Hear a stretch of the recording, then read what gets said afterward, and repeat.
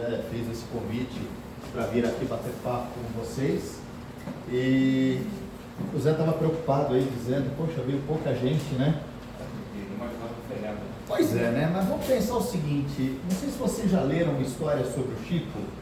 No começo da tarefa mediúnica dele, lá em Pedro Leopoldo, ele, se não me falha a memória, o nome do centro espírita que ele e os irmãos fundaram era o Centro Espírita Luiz Gonzaga, se não me engano era esse o nome do centro. E era ele e a família dele, principalmente um irmão. E conta que por 2 anos, durante 2 anos, ninguém encarnado frequentava o centro. E durante 2 anos, ele e o irmão fizeram a leitura do Evangelho, a prece, o trabalho mediúnico e prosseguiram assim durante 2 anos. Quando alguém questionava, poxa, mas vocês são malucos, não vai ninguém nessa casa espírita. O Chico dizia, vocês não fazem ideia do número de pessoas que frequentam o centro, que ocupam aquelas cadeiras, mesmo sem ter ninguém físico ali sentado.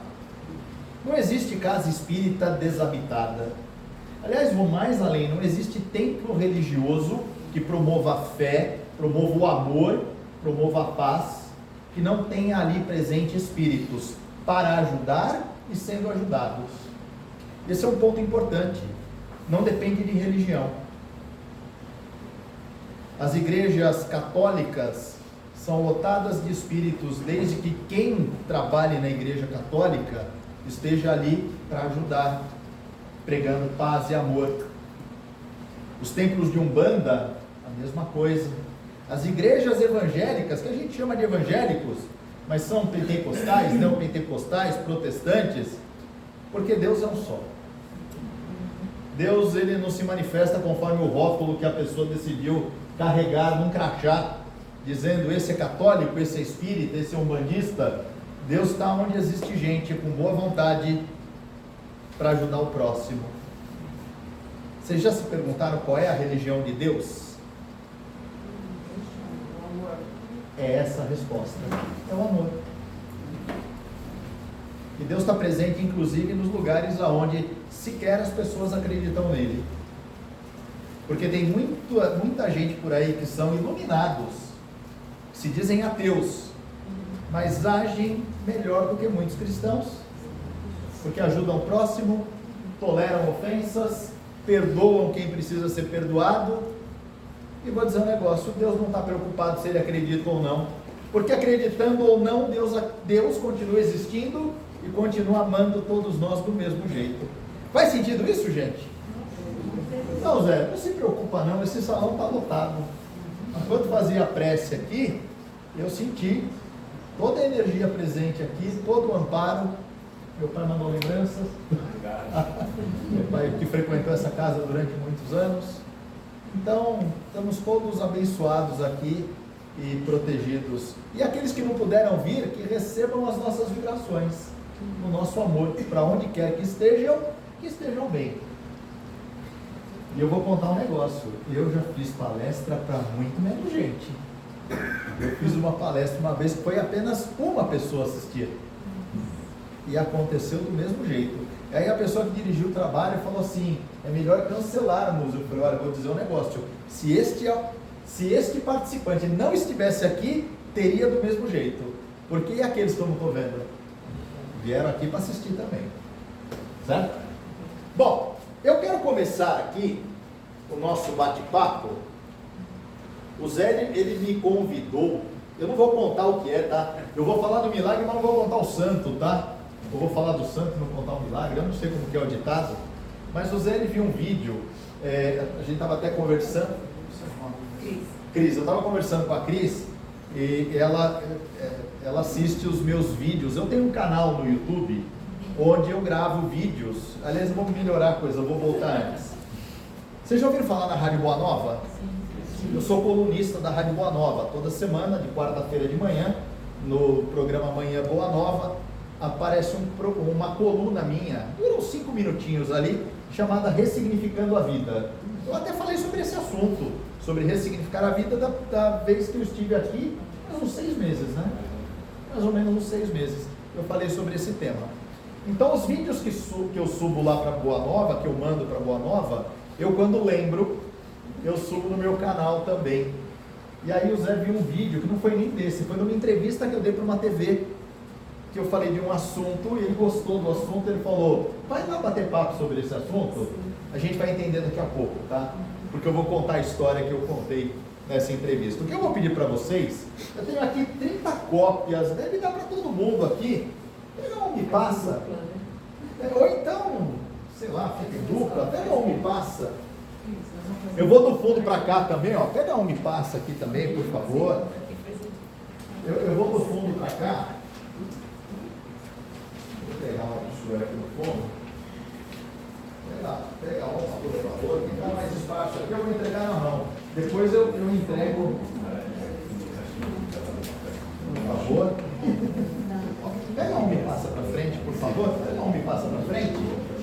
Vamos ver se tem para todo mundo. Se não tiver para todo mundo, vocês dividem aí, vocês olham em dupla.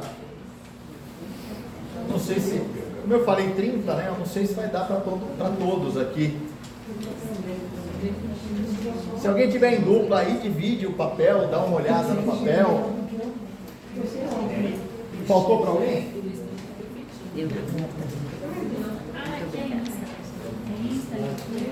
Faltou para alguém? Ó, é só para vocês olharem aí, ó. Tem mais aqui, ó. Tem mais uma aqui, ó. Pronto. Vocês estão olhando o que está aí? Sobrou aí para a senhora? Pronto, tem mais aqui para frente, ó. Você ficou sem? Pronto. Bom, agora eu quero que vocês me digam o seguinte. O que é isso que está aí na mão de vocês? É o cachimbo que está aí na mão de vocês? É o cachimbo, é isso? Legal? Calma. Olha lá. É o cachimbo, né? Não, agora o Zé já deu a dica. Opa, peraí, né? Vocês remeteram a alguma coisa? Quando vocês olharam isso, o Zé, quando viu essa imagem, ele já pensou no negócio. O que você pensou, Zé? Preto velho. Preto velho. Quem já pensou nisso também? Por que vocês fizeram essa associação, essa mesma que o Zé fez? Ele gosta de fumar cachimbo. Preto velho gosta de fumar cachimbo. Sim. Qual o outro motivo? No seu O trabalho que você faz. que eu comentei aqui, né? Poxa, a gente está falando de espiritismo, estamos falando de espíritos. Preto velho, né? Tem tudo a ver com isso, né? O preto velho fuma cachimbo. Bom, se eu contar para vocês, tem... Não? Ou não, pode ser que não, né? Pode ser que ele fume cigarro de palha, bem colocado, tá? Mas, por que eu coloquei essa imagem? Primeiro, eu vou contar um pouquinho sobre esse desenho. Esse desenho é uma obra de arte.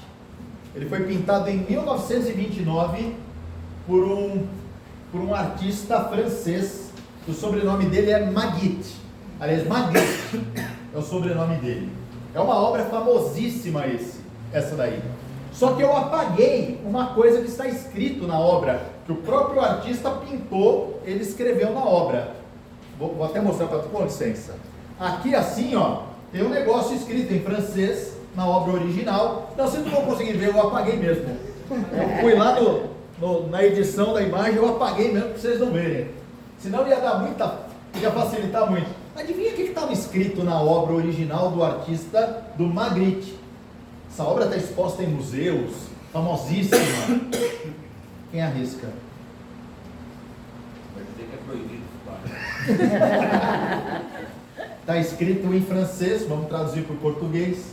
Está escrito assim, e é o nome inclusive é o nome da obra de arte, tá? Isto não é um cachimbo. Olha de novo. Está escrito, isto não é um cachimbo.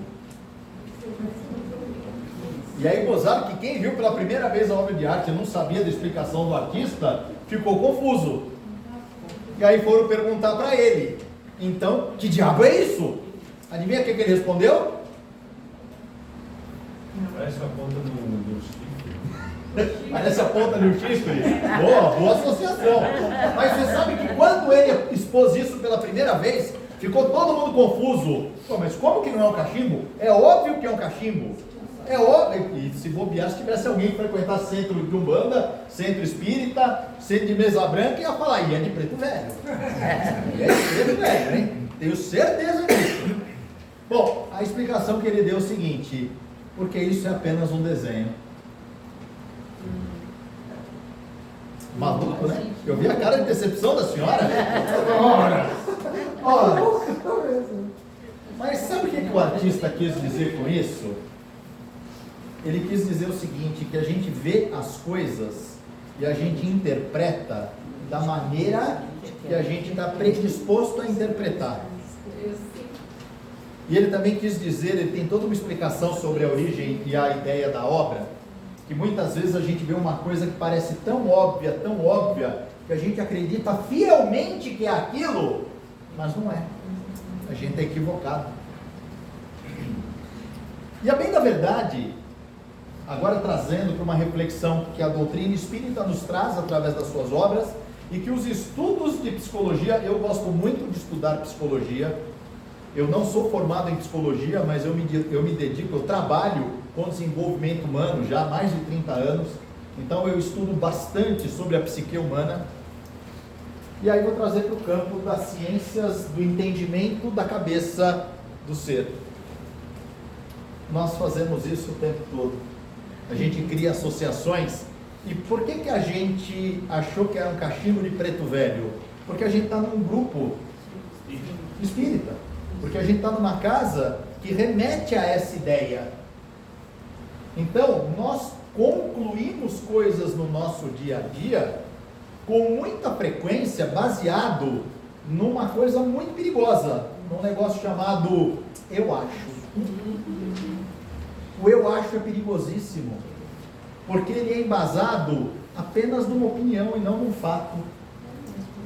Ele é baseado numa percepção que o mundo me leva a chegar a essa conclusão. As coisas do dia a dia me influenciam nisso. Não é por acaso, hoje de manhã, eu abri as redes sociais, eu até mandei para minha esposa, na verdade eu mandei para um grupo que eu tenho com a minha esposa e com os meus 2 filhos. Era um casal, o homem gravou o vídeo dizendo assim, olha rapaz, eu estou aqui com a minha esposa, e eles, os dois dando risada. Ele falou, estou aqui com a minha esposa, nós somos casados há 12 anos. E há 12 anos que eu passo nessa rua e tem uma barraquinha de caldo de cana. Alguém viu esse vídeo? Ele falou, pois é, né? No começo do casamento, eu quis fazer a média com a esposa, né? Foi caldo de cana, docinho, ela deve adorar, né? E ele falou, chama ela de minha nega. Minha nega, vamos tomar um caldo de cana? E ela, bora lá. E vamos tomar caldo de cana. E a gente faz isso toda semana, faz 12 anos. Adivinha o que ela acabou de me falar agora? Aí ela dando risada, ela falou, eu contei para ele que eu detesto caldo de cana. Eu falei, mas tem uma coisa, eu também. Eu só chamava ela para tomar caldo de cana porque eu achava que ela gostava. Porque a primeira vez que eu chamei, ela abriu um sorrisão, ela falou, vamos lá, bora lá, meu amigo.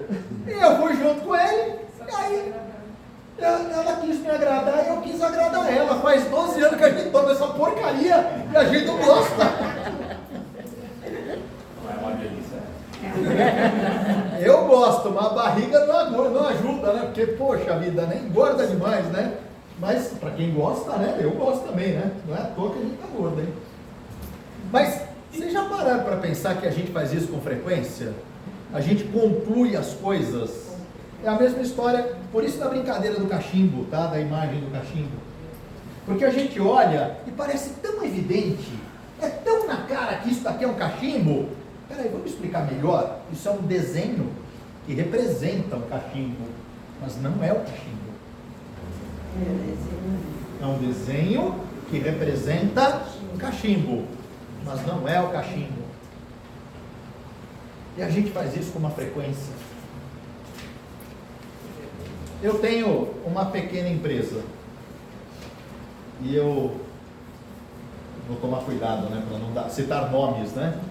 Eu contratei os serviços de um colaborador, viu? Não é funcionário, ele é um prestador de serviços. E o rapaz, logo de cara, começou a reclamar da vida, falar dos problemas que tem, das dificuldades. que ele era um ótimo profissional, mas que tinha muitas dificuldades, porque o mundo é perverso, o mundo é difícil, as pessoas são terríveis, são injustas, as pessoas são um desastre. E ele contou, e eu falo, que todo mundo tem uma história triste para contar. Todo mundo aqui tem uma história triste, eu também tenho um monte de história triste. Aliás, eu falei a gente pode ter um monte de história triste, não é? A gente pode contar um monte de história triste. Mas muito provavelmente o que a gente conta é uma versão. É uma versão que alivia muito a nossa responsabilidade do problema. Se é que a história envolve um problema, normalmente ela não conta sobre os nossos erros. A nossa versão da história, isso faz parte da psique humana. Nós fazemos isso de forma natural. Todo ser humano, quando não controla as suas emoções e a sua forma de racionalizar, de elaborar, o termo correto seria elaborar o que a vida lhe entrega, todo ser humano tem por tendência se vitimizar. E quanto mais você se vitimiza, menos poder de mudar a sua vida, de controlar a sua vida e de mudar a situação ruim você tem. Toda vez que você conta a sua história triste se colocando como vítima, você tira toda e qualquer possibilidade de você resolver o problema, porque você atribui ao outro a sua desgraça. Faz sentido isso, gente? E aí eu falava da pessoa. Aí, um mês trabalhando comigo, prestando serviço para mim. Durante um mês, eu tive que refazer todo o trabalho dele. Ele não conseguiu entregar uma das coisas que eu pedi para ele, bem feitas. E aí eu entendi. Olha só que versão que ele conta. O mundo é perverso. E aí a minha outra funcionária falou, porque eu não pedi para ele, eu falei, não precisa mais fazer o trabalho para mim. Aí minha funcionária hoje me falou, ele me mandou mensagem dizendo que você foi perverso com ele. Mas tá tudo bem. E eu vou dizer uma coisa, não me incomodem absolutamente nada com a bravata, com a acusação do outro. O importante é eu saber quem eu sou. O importante é eu entender que eu fiz inclusive mais do que eu deveria fazer, porque eu paguei uma semana a mais de trabalho sem ter trabalhado. Não precisa vir na próxima, beleza, está aqui o pagamento, não precisa, pode deixar que agora eu vou resolver o problema de outra forma. Você acredita que essa pessoa vai conseguir resolver o problema da vida dela no próximo trabalho? Não. Enquanto ela continuar se colocando como vítima e buscando culpar os outros, você não tem poder algum de mudar a sua própria vida. E é fantástico, porque a doutrina espírita, ela toca, ela aborda isso. A doutrina espírita deixa bem claro qual é o papel de cada um de nós no planeta Terra. Vocês sabem qual é a sua missão na Terra? Aliás, vamos voltar uma pergunta antes. Alguém já ficou curioso para saber qual é a sua missão na Terra? Alguém já? Mas eu vou te falar que já te falaram, você só não percebeu. Se você está na dúvida, você só não percebeu. Porque o tempo todo mundo nos diz qual é a sua missão na Terra. E eu sei qual é a missão de cada um de vocês. Assim como eu sei também qual é o passado de cada um. Eu sei qual foi a reencarnação de cada um de vocês que estão aqui. Sabiam disso? Quem quer levantar a mão? Quem quer saber a sua reencarnação? Quem você foi em uma vida passada, eu falo agora. Quer saber? Qual o seu nome mesmo? Sidneia. Sidneia, eu já vi. Você foi uma pessoa muito pior do que você é hoje. Olha o marido dela pagando aqui. Eu nasci de novo, eu tenho que pagar. Viu? Quem mais quer? Quem mais quer saber? Quer saber também? Deixa eu ver. Qual o seu nome mesmo? Albino. Albino. Esse nome... Albino, eu vi também, tá? E você, assim como a Sidneia, era uma pessoa muito pior do que é hoje. Eu também. Tá vendo? Por isso que nós casamos. E se eu falar aqui, eu vou repetir a mesma coisa para todo mundo. Sabe por quê? Porque a gente volta, a doutrina espírita ela é reencarnacionista. Ela acredita que nós temos e já tivemos sucessivas vidas. E detalhe, viu? Não é uma ou duas, tá? São centenas. São muitas vidas. Muitas vidas.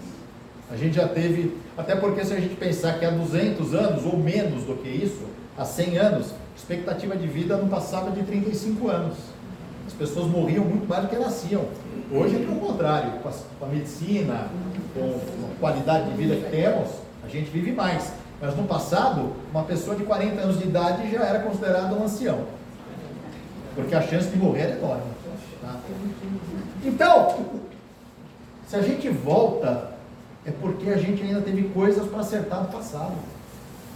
A gente precisou voltar. Ninguém veio aqui na Terra falando sobre missão. Ninguém veio aqui à Terra, nenhum, pelo menos que eu imagino, nenhum dos réis mortais como nós aqui, não veio à Terra porque é um missionário e veio salvar o mundo. A nossa missão é salvar a nossa própria existência. Esse é o nome dele. Exato. Que está no próprio livro no Evangelho segundo o Espiritismo, Kardec fala sobre a questão do homem de bem. Porque durante a conversa eu fui, né, observando, é uma coisa que a gente é ser um homem de bem. É ser melhor do que nós somos ontem. Cada dia é um dia, é renascer novamente. E o desafio é esse. É ser melhor do que eu fui hoje. Santo Agostinho, um santo da Igreja Católica, mas que deixou um legado muito robusto sobre a questão da fé e do entendimento de Deus. Santo Agostinho, todo dia à noite, ele se recolhia no silêncio do seu quarto e fazia uma reflexão. Contra quem eu pequei? Não era contra Deus, era contra quem? A quem eu fiz algo que merecia retratação? Porque se fiz algo para alguém, e hoje à noite eu sei que fiz, amanhã cabe reparação. A gente veio na Terra para se ajustar com as pessoas que estão ao nosso redor. A gente veio na Terra para ser melhor do que a gente foi no dia de ontem. Tem um autor, infelizmente eu não consigo lembrar o nome dele, mas ele é um oficial da Marinha Britânica. Ele escreveu um livro, se não me engano o nome do livro, eu não li o livro inteiro, tá? Eu li artigos sobre o livro. Se não me falha a memória, o nome do livro dele é Antes de Mais Nada, Arrume Sua Cama. Porque o discurso dele nesse livro é o seguinte: está cheio de gente por aí querendo salvar o mundo, resgatar animais, salvar a Amazonas, defender países, mas de manhã levanta e não arruma nem a própria cama. Não dá nem bom dia para a pessoa que dormiu do lado. E aí ele questiona: que raio de ser humano é esse? Que quer arrumar o mundo lá fora, mas não consegue ajustar o mundo dentro da sua casa. Não consegue se solidarizar com as pessoas que moram ali, que todo mundo ali deveria trabalhar em equipe. Somos um grupo. E para essa casa funcionar direito, um teria que apoiar o outro. Empatia. Que começa dentro de casa. Então o que adianta eu querer resolver os problemas da dívida externa, da inflação, os problemas políticos? Quanta gente discutindo política. Ter posicionamento político, do meu ponto de vista, é importante. Mas o meu posicionamento político deve partir da premissa que eu tenho por obrigação respeitar o posicionamento dele, dela. Porque opinião política não transforma o outro, por mais que seja diferente da minha, não transforma ele num vilão. Na verdade, a pessoa que tem um viés político e que do teu ponto de vista está idolatrando a pessoa errada, é igual quando a gente olha para esse cachimbo, que não é um cachimbo. A gente erra quando a gente olha para pessoas. Eu não quero politizar a coisa, eu quero trazer a reflexão para que essa reflexão nos ajude a brigar menos com as pessoas. Eu também não estou passando a mão para desonestidade, seja de qualquer nível dentro da política. Do meu ponto de vista, todo político que rouba deveria ser preso e não sai mais da cadeia. E eu não estou falando de A ou de B, tá? Eu estou falando de qualquer um. Se pegou uma caneta, devia ser preso, porque devia dar o exemplo. Mas o que eu quero dizer é que quando eu olho para um ser humano e eu acho que ele é a salvação de um país, ou ele é a representação de Deus na terra, eu estou olhando para isso daqui dizendo que isso é um cachimbo. Porque ali é um ser humano falível. Você está falando das suas esperanças em relação ao outro, o que você gostaria que o outro fosse, ou do que ele é de fato? Faz sentido isso, gente? Vamos trazer de novo para dentro de casa. Eu só quis falar para a gente pensar a que ponto que a gente chegou de brigar com gente que a gente a vida inteira disse que ama, e eu sei que tem gente que brigou com pai, com mãe, com irmão, e não fala mais, desde as eleições passadas, não fala mais, porque brigou por questões políticas. Os políticos continuam enriquecendo, e você é solitário agora, longe de quem você ama. Valeu a pena? Mas vamos voltar para dentro de casa. Aquilo que eu olho para dentro de casa, não vou parar em casa não. No trabalho, com os colegas de trabalho, no centro espírita, com os colegas do centro espírita. É muito provável que a gente olhe para as pessoas e fale, o fulano não devia fazer isso. O fulano é muito isso ou muito aquilo. Nós temos uma tendência de olhar para o outro e fazer uma análise, muitas vezes ácida, em relação ao outro. Mas ai daquele que abre a boca para falar alguma coisa para mim, não é? Porque daí eu me ofendo, aí eu me machuco. E o vídeo que o Zé viu na internet foi numa TV corporativa, foi um evento. Teve uma repórter me entrevistando, não sei se vocês vão lembrar, a repórter que trabalhava no Alto Esporte da Rede Globo, a Milena Machado. Ela é apresentadora e foi um evento onde ela me entrevistou. E a gente estava falando sobre questões de relacionamento. Eu contei a seguinte história, que está lá no vídeo. Eu tinha 18 anos de idade, e eu trabalhei na Brinquedos Estrela. Ali no vídeo não está todos os detalhes da história, porque é vídeo curto, né? Então está cortado ali. Eu trabalhei na Brinquedos Estrela. Na época, eu era técnico em química. Eu me formei como técnico, mas não trabalho com isso há muitos anos. Mas eu era técnico em química e trabalhava como técnico em química no laboratório de química da Brinquedos Estrela. E eu tinha um chefe, na verdade tive vários chefes, ele foi um deles, o Emanuel. Tinha nome do mentor do Chico e por coincidência era espírita o rapaz. O Emanuel, eu tinha 18, ele devia ter uns 40, 42, era um jovem senhor, muito mais maduro do que eu. E certa vez o Mané, como eu chamava ele, de forma carinhosa, o Mané chamou e falou, jovem, senta aí, que eu vou te dar um feedback. Eu vou tecer algumas críticas sobre o seu trabalho e sobre sua postura dentro do trabalho. E eu, na hora, eu sempre fui muito brincalhão. E eu virei para ele e falei, ô Mané, vai com calma. Comigo, eu só aceito crítica positiva e crítica construtiva. Então vamos ver lá o que você vai falar. Aí o Mané olhou na minha cara, olhou no fundo dos meus olhos, eu não vou fazer olhando para ninguém se sentir ofendido. Mas ele olhou no fundo dos meus olhos e disse assim, ô seu idiota, crítica é crítica. O que você vai fazer dela, eu não sei.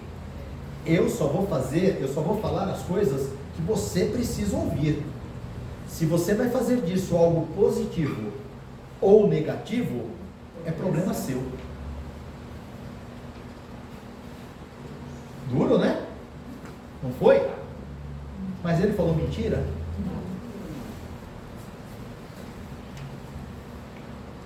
Essa abordagem aqui, e a abordagem que eu fiz naquela entrevista, foi para falar sobre o quão facilmente a gente se melindra, às vezes baseado em verdades.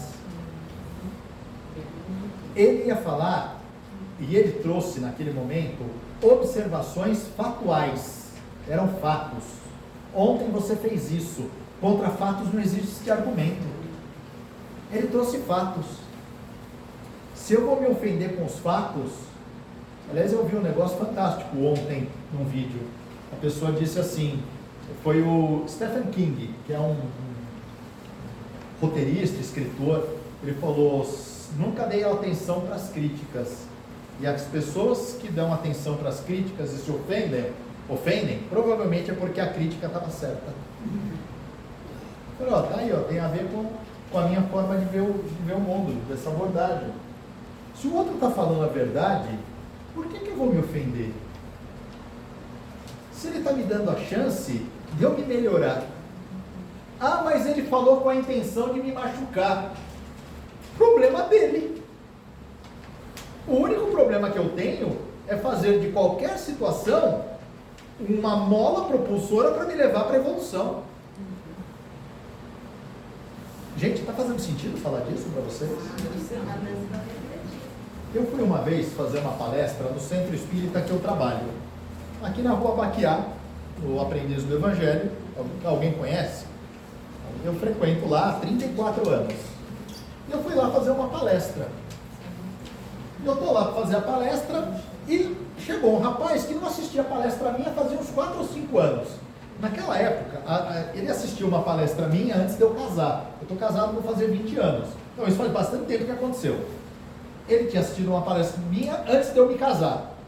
Aqui quem casou lembra que para casar a gente emagrece, faz exercício. O senhor está magrinho, está bem, mas não é mais assim, né? Mas tem uns caras aqui que não estão, né? Então, pois é, então antes de casar eu emagreci, fiquei ali. Eu não vou falar que fiquei bonitinho, mas fiquei arrumadinho, tá?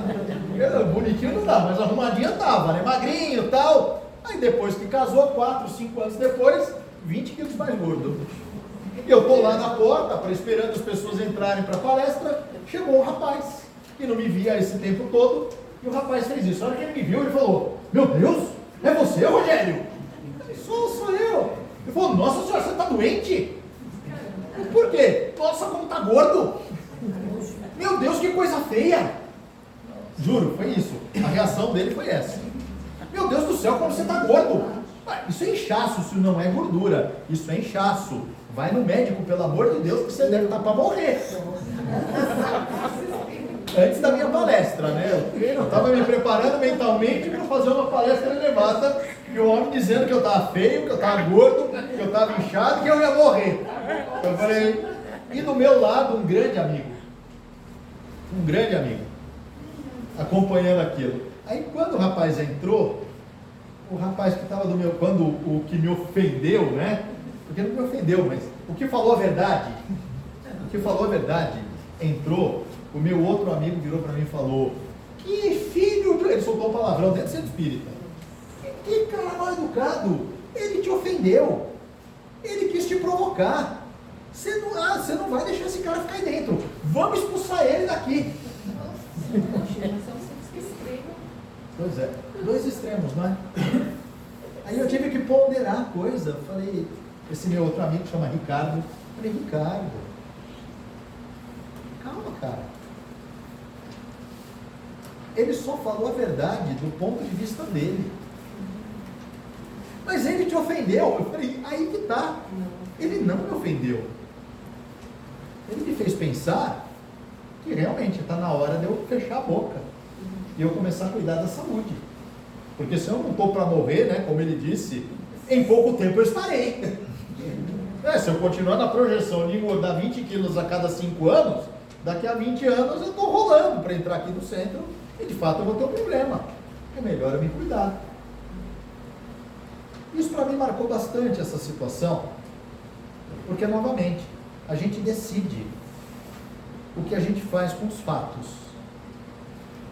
Aquela pessoa que a princípio, eu não estou defendendo a gente ser grosseiro com os outros e falar qualquer coisa que venha na mente.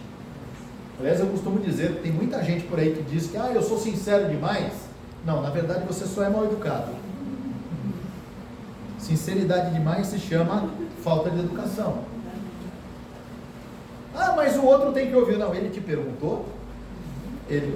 Nesse caso, eu perguntei para aquela pessoa tudo aquilo? Não. Então, aquela pessoa, ela até fez uma coisa que eu usei para o meu bem. Mas ele foi mal educado. Não muda o fato de que ele foi mal educado e grosseiro. Agora, qual é o poder que eu tenho nessa situação? Eu tenho como calá-lo? Eu tenho como fazer ele engolir as palavras dele? O que eu posso fazer numa situação que poderia ser constrangedora? Utilizá-la a meu favor. Crítica é crítica, como disse meu amigo Mané. Quem faz dela boa ou ruim é você. A intenção do outro não me importa. Se o outro fez com a intenção de me machucar, é problema dele, porque ele se mostra uma pessoa doente. Alguém que precisa talvez da minha ajuda. Papel pela situação e dizer, peraí, eu escolho não comprar isso para mim. Eu escolho não me machucar. E eu escolho pegar o melhor disso e crescer com isso, com essa situação. Às vezes a gente precisa ouvir algumas coisas duras na vida.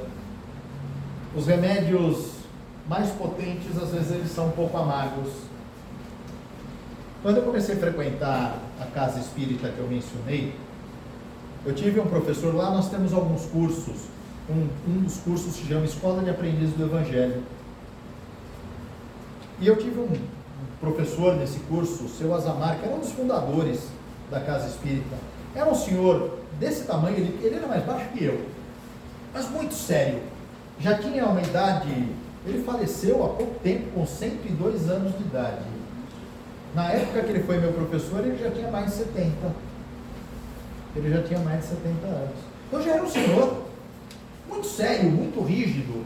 E eu entrei lá com 18 para 19 anos e comecei a trabalhar muito, e eu me envolvi a fazer um encontro de jovens para 400 jovens espíritas. E eu acabei, foi uma época que eu fiquei desempregado. Eu falei, a espiritualidade me ajudou a ficar desempregado para eu cuidar do encontro. Eu não tinha dinheiro para pegar o ônibus, mas eu tinha tempo para dedicar para criar um encontro de jovens.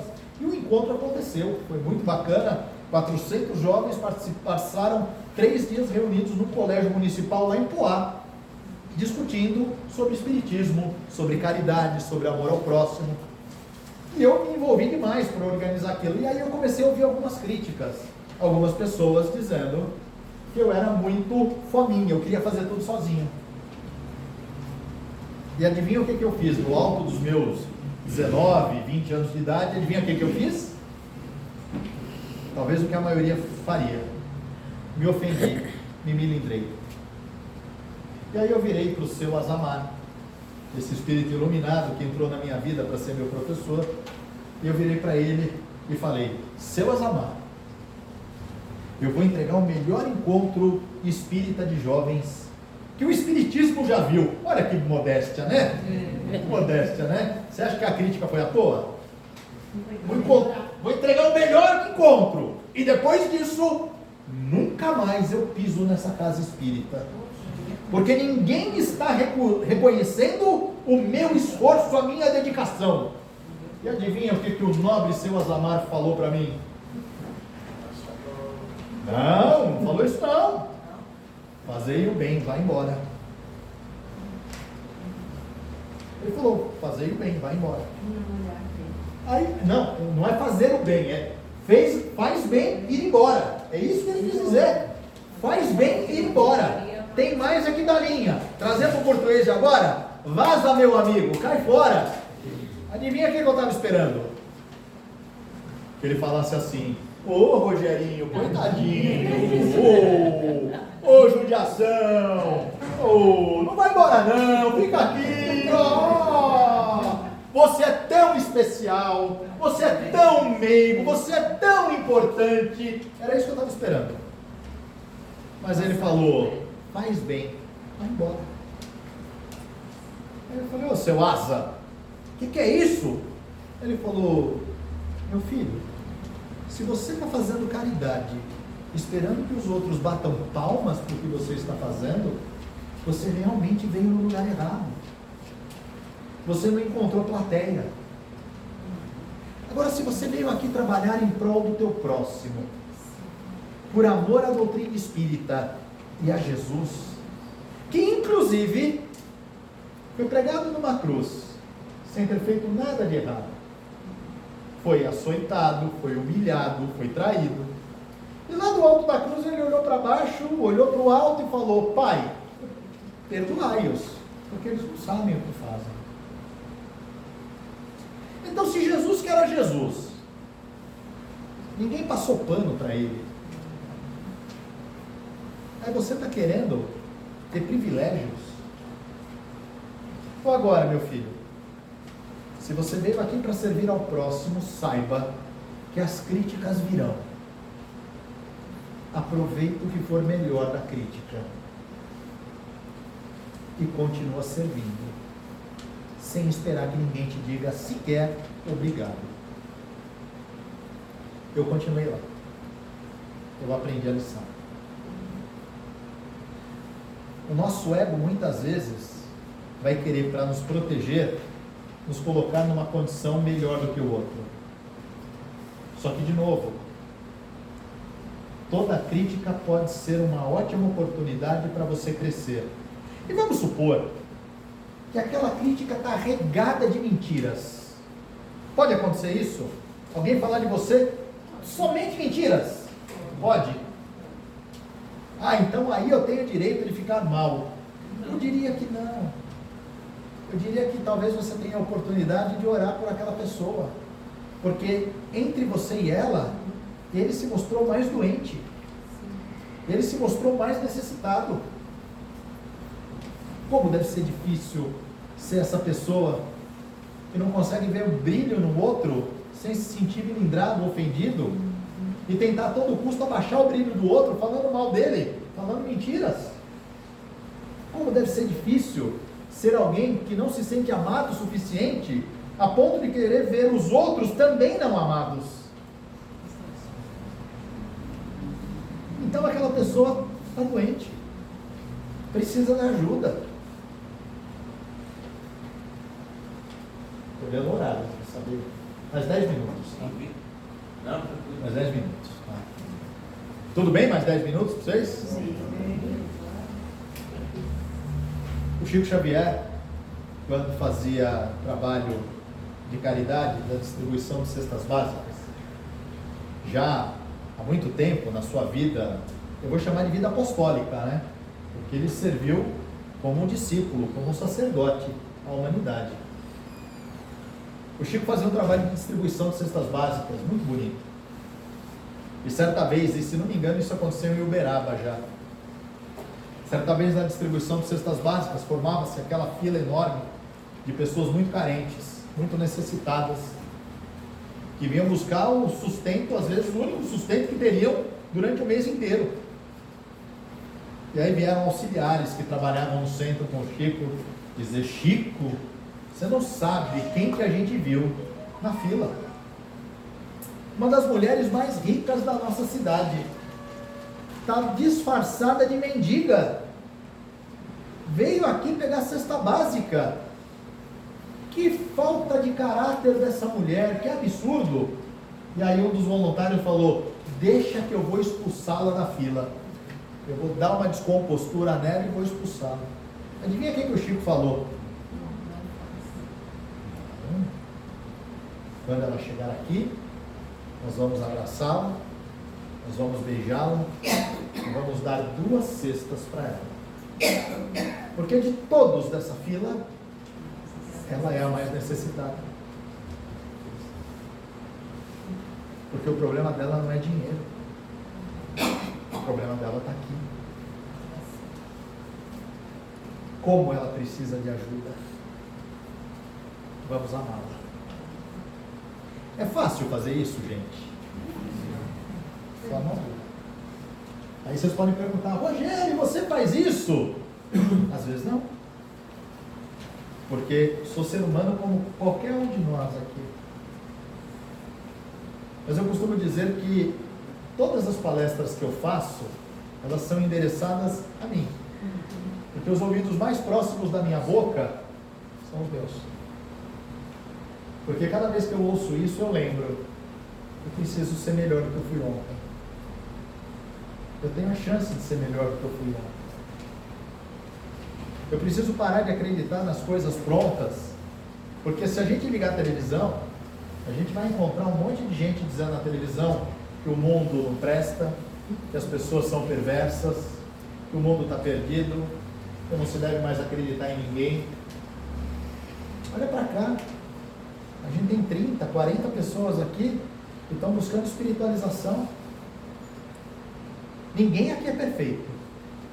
Todo mundo aqui tem defeitos. Mas olha que coisa fantástica. A gente está em busca de melhorar um pouquinho, de buscar o contato com Deus, de buscar o amparo. Então o mundo não está perdido. Tem gente que está perdida. Mas quem sabe a gente pode ser, sabe aquele palitinho de fósforo? Sabe, nos apagões que a gente teve aí, dias inteiros sem luz, noites inteiras sem luz, um palito de fósforo fazia uma diferença, não fazia? Para encontrar o caminho do banheiro, para encontrar alguma coisa ali perdida, uma roupa. Um palito de fósforo é o suficiente para tirar alguém da escuridão. Provavelmente nenhum de nós aqui é um espírito iluminado que faria, como jovem de 18 anos, um clarão tão grande a ponto de cegar as vistas do Chico e de quem estava perto, pela claridade da sua aura, da sua iluminação. Mas se a gente for um palitinho de fósforo, sabe, exercitando aquilo que a gente tem de bom dentro de nós, a gente faz a diferença na vida de quem não tem luz nenhuma, de quem está precisando. Uma prece, deixa para lá, pode fazer a diferença na sua vida e na vida do outro. Tem duas historinhas que eu quero contar antes da gente encerrar, para a gente fechar aqui o nosso bate-papo. A primeira é uma reflexão, que inclusive é um programa que eu coloquei lá na Rádio Boa Nova, sobre aquela árvore japonesa chamada bonsai. Vocês já viram bonsai? É bonito, não é? É bonitinho, né? Alguém gostaria de se parecer com um bonsai? Não responde, só pensa. E agora eu já vou dar a resposta para vocês. O bonsai é bonitinho, mas na verdade ele é uma árvore que não deu certo. Porque alguém tirou o bonsai da natureza, onde ele poderia ter crescido, por exemplo, uma macieira, e virado uma árvore grande com bons frutos. Alguém tirou ele quando ainda era uma muda e botou num vaso pequeno, para que as raízes dele não crescessem. E no vaso pequeno, essa pessoa todo dia lá e cortava um pedacinho. Corta um galho, corta outro galho. Sabe o que é esse cortar para a nossa vida? É alguém primeiro dizer para você a metáfora do bonsai. Tem gente que parece com bonsai, porque alguém disse para ele o seguinte: ó, você quer, sei lá, você quer pintar. Vamos supor que você quer pintar. Qual que é o seu nome mesmo? Márcia. Márcia, você vai pintar, vai perder tempo, isso é bobagem. Você não leva jeito, eu já vi você mexendo nas coisas aí, você parece que tem duas mãos esquerdas. Mas sabe qual é o problema, Márcia? E se fosse de fato o seu desejo pintar, aprender a pintar, fazer isso não é um cachimbo? E se fosse o seu desejo? Eu estou te podando, dizendo que você é incapaz. E a gente se parece com o bonsai quando a gente passa a acreditar. Ah, é verdade, o Rogério disse que eu não levo jeito para isso. E aí você desiste. Quantas coisas na vida a gente já desistiu porque alguém disse: isso não é para o teu bico, isso é feio, para uma pessoa da sua idade você vai fazer isso? Que coisa feia. Ah, isso é coisa de gente rica, você é pobre, você não pode fazer isso não. Vocês já ouviram coisa assim? Quer ver coisa mais doída? Alguém de repente falou: vou prestar um concurso. Aí vira: pá, você é burro, pô, vai prestar concurso, vai perder tempo com isso? Você não vai passar mesmo. Está cheio de gente ao nosso redor querendo transformar a gente num bonsai. Uma árvore pequenininha que foi tirada do ambiente onde ela podia crescer, onde ela podia frutificar, dar bons frutos, e nos colocou dentro de um vaso. Cortou nossas raízes, corta todo dia os nossos galhos, dizendo: não pode, isso é feio, você não deve, e você acreditou. Por isso nós estamos aqui, né? Foi fundado muito pela educação mesmo. E você sabe o que é bacana disso? Se você pegar o bonsai e devolver ele para a natureza, ele cresce de novo. Ele cresce de novo. Outro dia eu me alegrei tanto, eu vi um vídeo, Foi no meio da pandemia. Você sabe aquele jornalista, o Boris Kazoy? 80 e... acho que eu não lembro se é 82 ou 89, acho que 82 anos de idade.